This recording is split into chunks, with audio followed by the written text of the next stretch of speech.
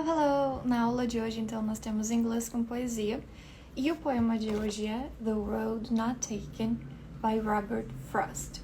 Bom, o Robert Frost era um poeta americano e esse poema aqui foi publicado primeiramente em 1915 numa revista e depois em 1916 ele fez parte de um livro e aí foi publicado mais oficialmente, digamos assim.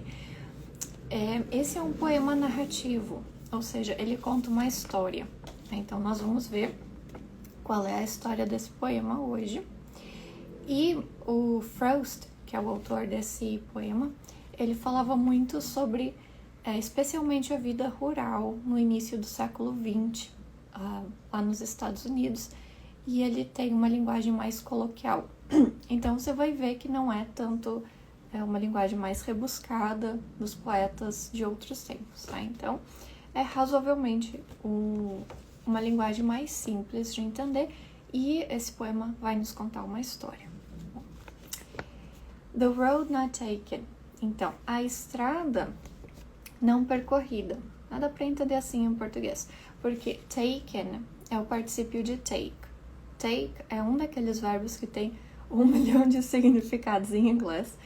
E aqui, como está se referindo a uma estrada, seria uma estrada não pegada, não usada, não percorrida, fica melhor em português. Two roads diverged in a yellow wood, and sorry I could not travel both, and be one traveler, long I stood, and looked down one as far as I could, to where it bent in the undergrowth. Bom, dois caminhos, duas ruas, duas estradas, dois caminhos divergiram em uma floresta amarela. Wood é madeira, mas também tem a ideia de ser a floresta, especialmente se for uma expressão tipo in the woods, na floresta. E aqui, como ele está falando que é amarelo, dá para entender que eles estão no período do outono nos Estados Unidos, tá? Porque lá as estações são bem marcadas, então quando é outono as árvores costumam ficar mais amareladas, mais marrons. E lamentei não poder viajar por ambas as estradas. Sorry tem um sentido de estar triste, às vezes é pedir desculpa, se lamentar, então por esse sentido. E sendo um viajante, traveler, long I stood, fiquei por muito tempo. Stood tem um sentido de ficar, permanecer, tá no passado. Então, ele estava numa... Como é que se diz? Fugiu a palavra. Mas ele estava ali entre duas estradas, então ele era uma pessoa só e ele queria passar pelas duas. Então, a gente vai ver o que vai acontecer em seguida. E eu olhei uma delas o mais longe que pude. As far as. Aqui nós temos uma comparação de igualdade com o as. Então, as... o adjetivo, a característica as faz uma comparação de igualdade. E aqui tem uma ideia de ser o quanto, tanto quanto, digamos assim. E far tem o sentido de ser longe. Então, para ficar um sentido melhor em português para nós podemos dizer o mais longe que pude, o mais longe que eu pude ver, tá? Mas saiba que essa construção aqui é uma comparação de igualdade. Até onde ela se dobrava na vegetação rasteira. Bom, então tá ele numa interseção ali entre duas estradas. Ele não sabe qual ele vai escolher, então ele olhou para uma o mais longe que ele pôde até perder de vista. E depois... Aqui.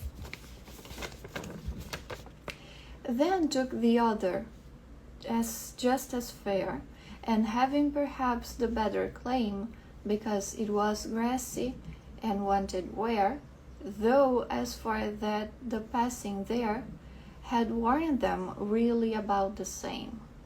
Bom, então ele estava olhando para uma e ele acabou decidindo ir pela outra. Então, tomei o outro, que era igualmente justo. Ó, de novo, as. E aqui, just as fair tem um sentido de bom, igualmente justo fica bom para nós. E talvez com a melhor reivindicação, porque era gramado e precisava de uso. Aqui, grassy vem de grass. Grass, sem o Y no final, é grama. Então, grassy tem o sentido de ser gramado. Tá? É o adjetivo dele. E wanted wear, aqui, precisava de uso, queria uso. Wear tem um sentido de, por exemplo, vestir a roupa. Você está wearing uma roupa, uma joia, alguma coisa no seu corpo. E também tem um sentido de uso, de desgastar, ok? Então, quando uma peça está muito usada, a gente diz que ela está worn out. Worn é o passado de wear. Então, aqui ele está falando, né, que essa estrada, ela precisava ser usada, né, nesse sentido.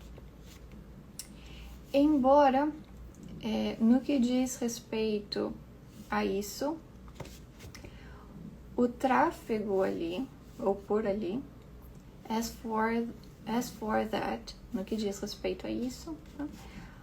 O tráfego ali had warned them really about the same.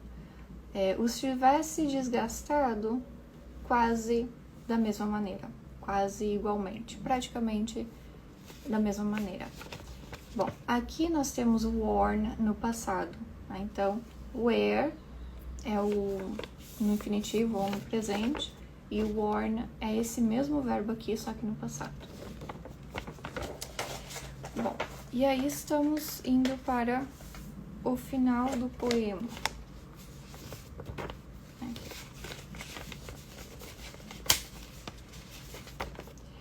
And both that morning equally lay in leaves no step had trodden black. Oh, I kept the first for another day. Yet, knowing how way leads on to way, I doubted if I should ever come back. Bom, então aqui ele continua falando das duas estradas. E ambos estavam igualmente deitados naquela manhã, em folhas que nenhum passo havia pisado de preto. Então, existem duas estradas, as duas estão lá calmamente e não tinham, ninguém tinha passado por ali, né? Não tinha nenhum passo pisado de preto.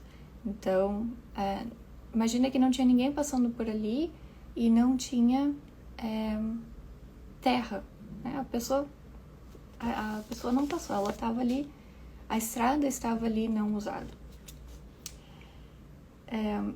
E eu guardei o primeiro para outro dia. O primeiro que é o primeiro passo de lama, de terra, né, em cima daquelas folhas. No entanto, sabendo como um caminho leva a outro caminho, eu duvidei se algum dia voltaria. Então, ele pensou em pegar uma outra estrada no futuro, mas ele sabe que uma coisa leva a outra, leva a outra, leva a outra, e talvez ele jamais voltaria àquele lugar. I shall be telling this with a sigh, somewhere ages and ages hence. Two roads diverged in a wood, and I took the one less traveled by, and that has made all the difference. Bom, contarei isso com um suspiro, sigh. Em algum lugar do futuro, muito, muito tempo depois. Dois caminhos divergiram em uma floresta e eu peguei o menos percorrido. E isso fez toda a diferença. Bom, Esse suspiro que ele comenta aqui, sai, esse GH é mudo, tá? Sai, a gente pode entender de duas maneiras. Tanto como um suspiro de alívio, de felicidade, porque ele pegou o caminho certo, como algo de arrependimento, por ele ter pegado a estrada errada. Então, fica ali um duplo sentido que vai de acordo com a interpretação do leitor. Esse poema, apesar de ele estar falando de um caminho físico, literal, nós podemos entender que ele fala também sobre as escolhas da nossa vida, porque muitas vezes nós vamos nos encontrar em uma situação como essa, tendo que escolher entre duas possibilidades.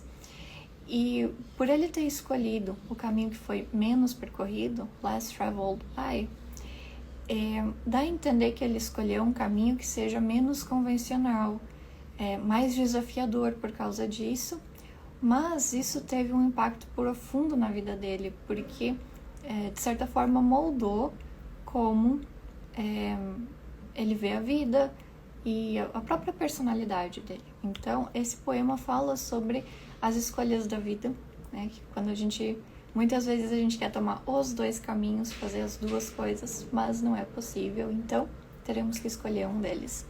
E aí um dia no futuro, né, nós olharemos para trás e poderemos contar essa história com um suspiro.